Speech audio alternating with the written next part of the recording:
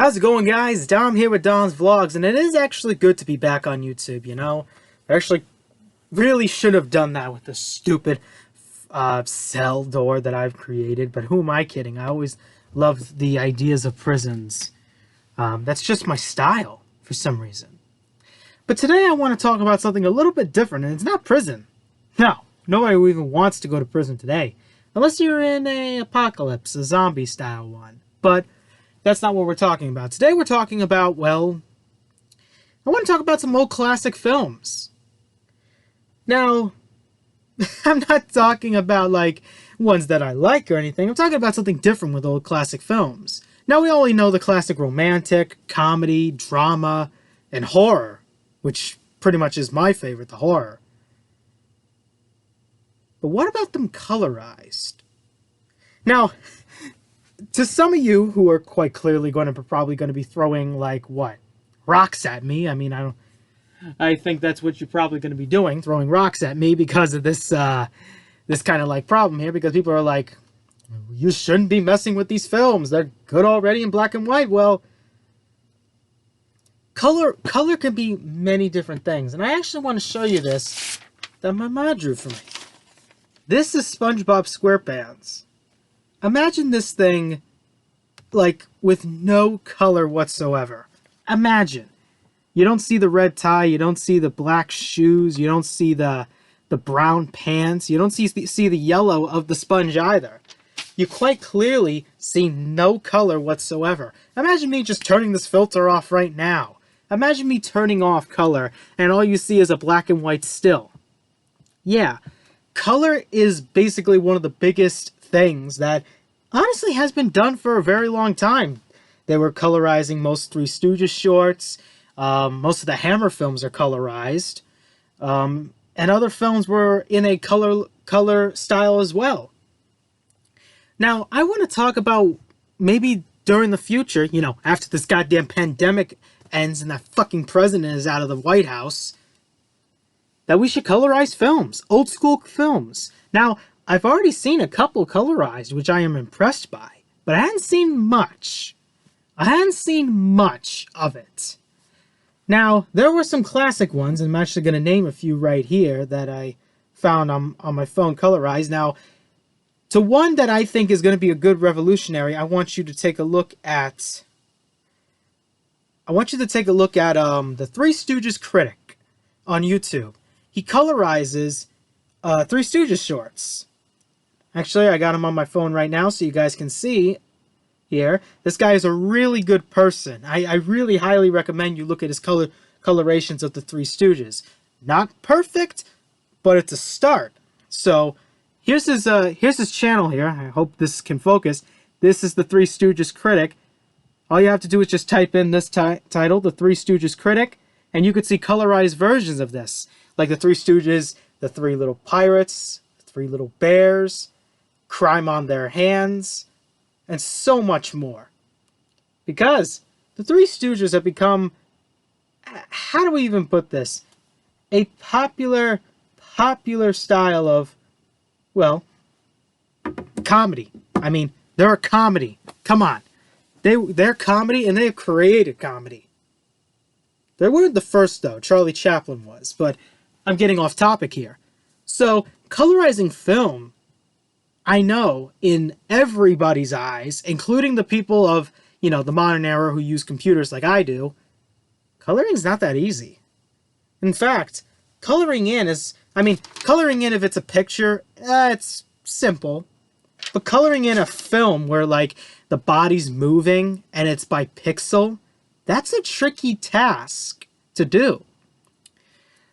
So, but is it worth the reward? I think so, because there is a big percentage of the population that actually likes colored films.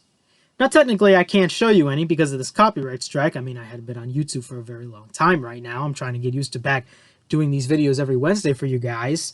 But colorizing films shouldn't be like you know, a sin. It should be something more, as a blessing. So, it's like saying, oh, I got a PS4, but, like, it's a curse to get it because, you know, the Xbox is better. You just pick what you want to pick, you know? The reason for most people's eyes is basically by the remakes, and also the fact that they want to colorize one of the best films that people have talked about. People have been saying that this is the best film of all time, but I hadn't come by to it yet. And some of you are going to be like, what? You should look at this film. It's a godly film, and maybe I'll get to it, and that's Citizen Kane. Citizen Kane has been dubbed to being the best film of all time. Now, quite frankly, I have never seen this film. Never seen this film, ever.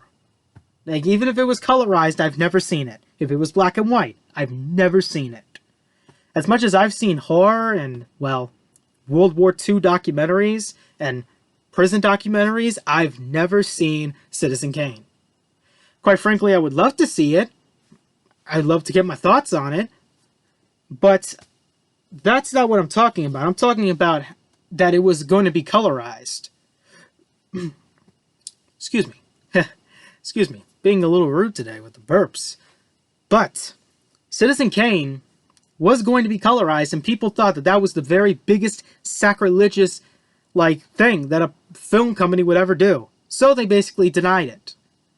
And then the remake of probably one of the best Alfred Hitchcock movies of all time, Psycho, came out. They did a remake of it, a shot-by-shot remake with Vince Vaughn as Norman Bates. Quite clearly one of the biggest fails of a remake that everybody has ever seen, and that's horror. We're not even getting straight to Disney property. I mean, this is close to Disney style. They didn't even come close to doing the same as the 1990 remake of Night of the Living Dead. I mean, seriously. But I have seen colorized films. Now, quite frankly, I'm actually going to search this up while I'm talking, and what makes color so great. What kind of things you would put in a colored film. Most colorization films, let's just say, is not going to be perfect. There are times where you could still see a little bit of the black and white. It's a little blurry. So it's not going to be perfect. It's not going to be special. But you do expect it to be nice, right? So YouTube channels I will tell you all to take a look at is the Solman Society, which talk about the future of colorization. And then there was one that I've seen that I've actually put on my Facebook page. Here it is. Nestor AC, where it says from black and white to color, retrospect and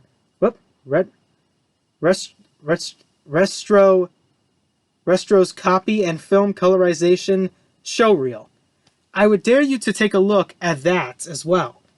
So Nestor AC with its colorization of black and white films, and also, if I can get up to it, there we go. Whoop. the Solomon Society with the future of film colorization, because colorization in films shouldn't be like something it shouldn't be shunned. It should be something good. I have ideas that even I've talked about on Horror Vision, but I'll go for it again. Colorizing black and white films is going to be shouldn't even be a rarity. In my opinion, for most things, including I don't know, a PlayStation, maybe Netflix, Hulu, should have a button design on the computer where you click on it, boop, and then it actually has a switch where it says black and white and color. So B and W, which is black and white, and color, which pretty much it's going to have a color all over it like a rainbow. You click on it to pick which one you want to put for your movie. So say I'm watching, I don't know, let's say The Mummy of 1932. I would press, if I were to, I don't know, play a classic, I want to watch it as a classic, I will click the black and white button. I would click the button to switch it to black and white and watch it as a classic film, like I just saw it in the theaters, but digitally remastered. And maybe 4K ultra quality. But if I wanted to look at it at a color perspective, including how horror is already about creepy colors, I would click it to color to see the colorization of the characters, the backgrounds, and the type of stuff that they enact with.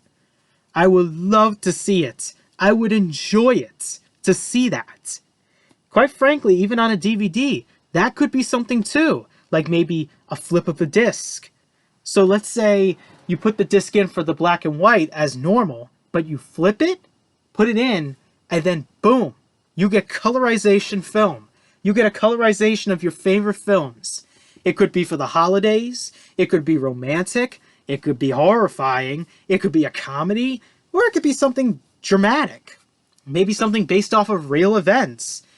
That's what makes black and white films interesting, is that they still can be worth something to do. And not only that, a wave of the future. Imagine seeing this in high quality to this date in black and white. You might say, yeah, it's good, but I don't see much of color in it. Like, what kind of colored outfits did they wear? What was the color of the background? You know, what color were were most of the jewelry? You know, you would love to hear it. You would love to see it. So, colorizing these films shouldn't be a sin, period. That's what my perspective is. But I dare a person to even try this on YouTube. Despite this horrible system that I think shouldn't even exist today, seriously, no comments, no other things in general for a kid's, if a content's made for kids, like YouTube, are you drunk? I would dare someone, nay, I want them to test them, put a chance, put a challenge, put a wave of the future. I want you to take a film, any film. I would pick a horror film because you know me, I'm always about my horror. Colorize it, but it has to be high quality. Maybe 4K, 1080p, or maybe a 720p. But it's got to be digitally remastered, no blurs, no fuzz. So it can look great. Nice and sharp, nice clarity, nice and clean to watch. But even if you can't do the best quality, at least try to colorize it. It'd be a nice thing to look at. Even though some people would say, oh, it's a sadist thing to like do it on silent films. Not really. Because, again, it's not really ruining the film. Because here's the thing. The one thing that ruined this shot-by-shot remake of Psycho was the actors that were portraying it. I mean, it wasn't good. It's not because it was in color. It's a stupid way to say that. It's mostly that pretty much it's either actors or pretty much the fucking director who pretty much was on his coffee break for no apparent reason whatsoever, when really he is paid to do his job, to be a director, not a coffee man. So, let's see if somebody here can actually take some inspiration of colorizing these films, because colorization in films are the wave of the future. And I love to see that in the wave of the future for next year, when we are out with no virus, no horrible president, and no negative activity. So, it's going to be one enjoyable ride for all of us. And actually, it's time for me to take a look at some more stuff beyond the way. But I'll tell you, it's going to be one hell of a ride, so I hope you're all going to stick with me. And it's actually going to be one nice ride, and I hope you all enjoy, and it's really nice to be back. Because